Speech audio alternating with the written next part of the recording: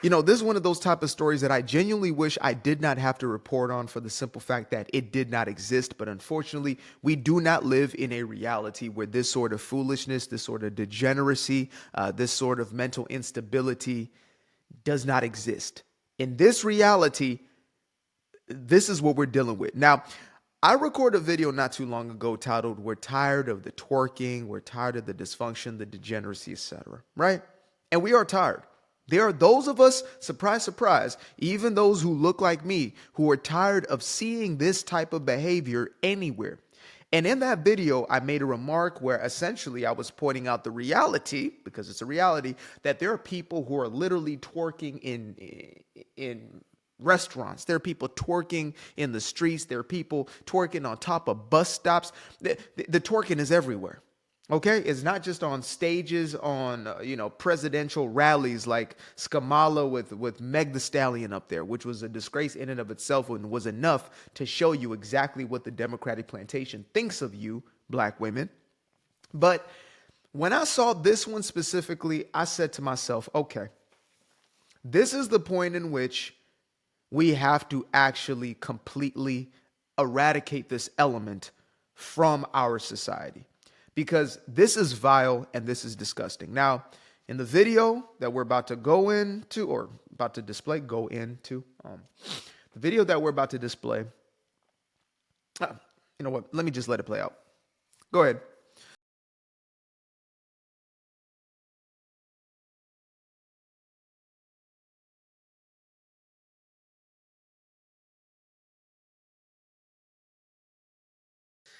Yeah. So y'all did just see what y'all saw. They can't even show that whole video and what's actually going on exactly as it's going on, with all faces, being represented in that one, because it is that vile. And I'm actually afraid to even just put the video up, to be honest with you, like as I do my editing. I'm afraid to put the video up. And so the fact that this woman not only did this, but was recording this, which means that you're endorsing it. It means that you are glorifying it. Anything that you like, don't get this twisted. Anything that you put out into the world, you are signing off on. It is like a piece of art, right? The artist is going to sign that piece of art because they take pride in it. My girl made this right here, actually. She made quite a few of the pieces in here. Extremely talented, extremely amazing woman. But you are signing that damn video that you just put out, violating that man. Violating that man. This is a mentally ill man. A man in a compromised position. Scratch that. A human being in a compromised position. A vulnerable human who you were placed to be in charge of and to take care of. And what did you do in that moment of vulnerability for him? You exploited him for attention, for clicks, and for view. Because let's not get it twisted. That's always what it's about. When anybody is putting anything out into the world, it's because they want it to be seen and to be recognized. Whether it is rage bait, whether it is clickbait, whether it is, any other type of damn bait. You want it to be seen. You want it to be heard. You want it to be recognized. When I put a video out, I want it to be seen. I want it to be heard. I want it to be recognized. There's no lying about that. I want attention for it, but I want to trade that attention for value. I want to give you something of substance for your attention, whether that is information and education, whether that's inspiration or entertainment. I want it to be a trade-off where you get something for your attention. This woman has given us dysfunction, degeneracy, toxicity. Yes, all in that little clip right there. This is problematic behavior. And when I talked about the problems within the said culture, this is what we're talking about. I'm not saying other people of other quote unquote cultures don't do this sort of thing. I'm not saying that it is only a black woman who is capable of doing something like this, but there is something that we have to be honest about. Why is it that there is almost always a direct link between the sort of person who is doing a sort of behavior? as some people like to call it now, pattern recognition. Why is it that if somebody told me this story and I didn't see the video, I could almost guess what the person looked like? Why is that? It's because this has become acceptable within this said culture. And that's why there's a deviation from this said culture. Because I believe culture has to do with customs, it has to do with values, it has to do with the way in which people, essentially present themselves, as opposed to just complexion or melanin or the lack thereof. So technically, this is actually not the same culture as what I subscribe to. It's not the same culture as what many of the folks who tune into my channel subscribe to, right? This is degeneracy. They don't want this. They actually despise this. I said in another video, there is no person on this earth who despises this sort of behavior more than other black folk. Like, nobody despises the criminal culture, the ratchet culture, the 304 culture more than other black folk who basically have to now be categorized with these people. When you go international, when you go to other countries, they are seeing you as a group that is represented. That's why a lot of, caricatures or whatever will come from television. And that's just the way of life. We may not want it to be that way, but that is the way of life, right? If all there was the hillbilly culture or something like that, then that's exactly how all white people will be perceived. And the more that we allow for this behavior, because that's what it's truly about. When you have stories that are being reported, it's because these are stories that are happening, right? And maybe not in the mainstream media, you got to be real cautious. But when people are filming something happening or whatever it is, and these, news breaks and there's evidence, what happened is what happened, and who did it is who did it. So you have the looting, the, destruction of cities, whatever it is, mass violence. The people who are doing that, you can see them. They're right there in front of you. So they are their own representation. You can't say, oh, well, it's racism. Well, it's not. No.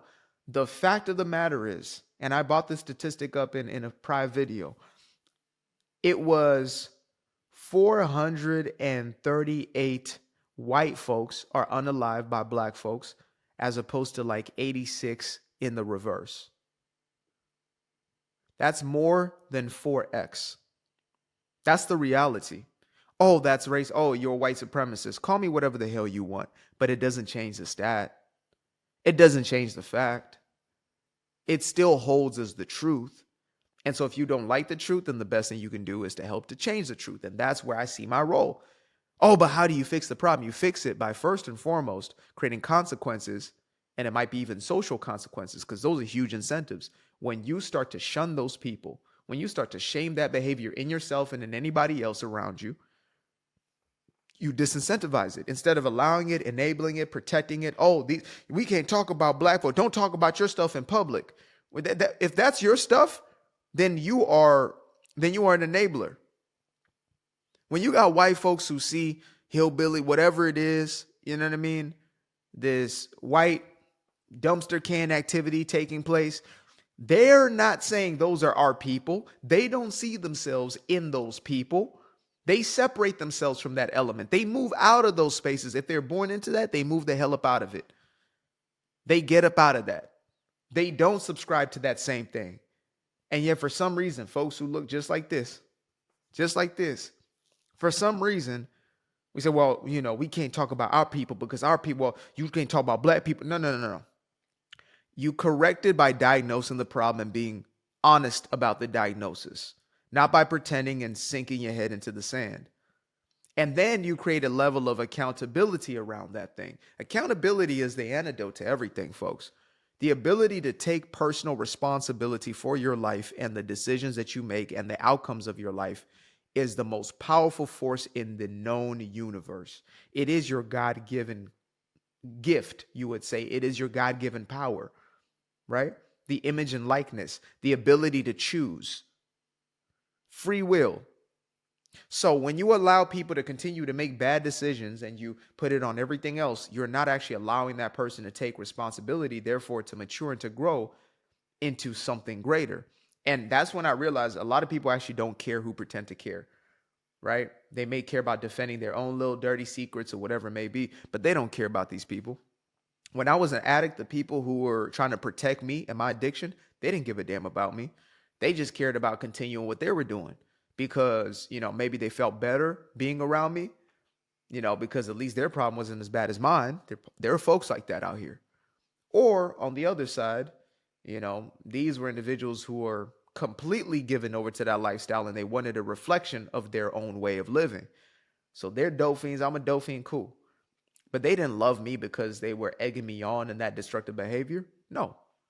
The only people who loved me were the ones who were willing to tell me the truth, even if it meant losing the relationship, even if it meant that I was no longer going to show up for them. So me and others like myself, we actually do care. We actually do love you. Surprise, surprise. I know you want to think that we're sellouts and, we're, what are the other words? White supremacists, whatever it is. I know you like to think that that's what we are, but in truth, it's because we actually still care. We care enough to say something. I'm the type of dude who the day I stop caring, I just stop. I just let it go, right? I don't talk to you. I don't have no communication. I'm indifferent. If I'm angry, it means I still care, actually. If I'm upset, frustrated, feeling some type of way, I'm still emotionally connected to the thing. I'm still there. The day that I become indifferent is the most dangerous day for anybody who's in my life because that's the day that it's over. That's the day I can even feel it, just, the nervousness in my hands right now. Like, yeah, it's over. It's over at that moment. So this right here, this only stops when we allow it to stop. It only stops when we shame it. It only stops when we point it out as degeneracy. And thank God she went to jail. She got charged for this. But I don't even think that's enough because likely it's going to be a light sentence, but not just that, right? It's the fact that in the public arena, a sphere is almost more important than anything else. So I hope this not only goes viral, but I hope it continues to stay in the ecosystem and people remember that it is shameful. It's just like some of these OF models. They're not models, okay? They're glorified streetwalkers. When they are doing these, oh, I'm going to do 100 in a day. I'm going to do 1,000 in a day. And then another does. And now that becomes the standard. When that's not shamed continuously, it is repeated. At least it's repeated outside of the shadows. Some people may say, oh, well, it's just going to happen anyway. There's a dark corners of the internet. Yeah, let it be in the dark corners. Let it be in the outskirts, like the brothels of old were. Let it be on the outside. Let it be shameful behavior that if anybody found out you were doing it, they would damn near want to disown you. Let it be that, and your culture would change because people go off of incentives. Most human beings are going to be motivated by what do I get out of it? Or, the vice versa is what type of trouble may I get in if I do this thing or this happens, right? And you develop it from that place. Now, hopefully you have a moral compass that is then developed and is strong enough to say, I don't do this because it's wrong. Whether somebody's watching or not, I don't do this because it is wrong. But for those who may not be there yet, we need to create different incentives. Oh, you know what? Gavin Newsom. Oh, we just going to give it a little slap on the wrist. You can steal, as long as it's under $1,000, you can go ahead and steal. What's that going to do? That's going to incentivize the criminals as well as those who, were second guessing it, but now thinking, well, there's no consequence. So yeah, this is going to be an interesting season of planet Earth. I'll tell you that because we are in a new season. I hope y'all feel that there's a drastic shift that has taken place. DJT is a representation. He's a symbol in all of this, but there is a massive shift going on globally. I believe it is like an awakening. There's a conscious awakening that is taking place. God is shining light on the things that otherwise were unseen. And I believe that those of us who are willing to live in that light are also going to be light bearers. Light just being the truth. So I'm going to continue to tell the truth, and thank you for continuing to tune into that truth. Till the next time, peace. I used to see my life in the bar. Now the kids unchained, every shackle is lost. 2 steps in the moonlight, 2 step in the daytime. You just know when it feel right. You got a feeling the time's not. See you through those shades that I just threw on. lenses, you just can't do no wrong. I fell in love with myself again. I fell in love with myself. I fell in love with the sunshine. I fell in love with the light. I fell in love with the full moon. I fell in love with the night. I can see the light again. I can see the light. You can see the life in him illuminate the night. I know the time is taking. A 3, 6, 5, that's a full rotation. I see you looking up.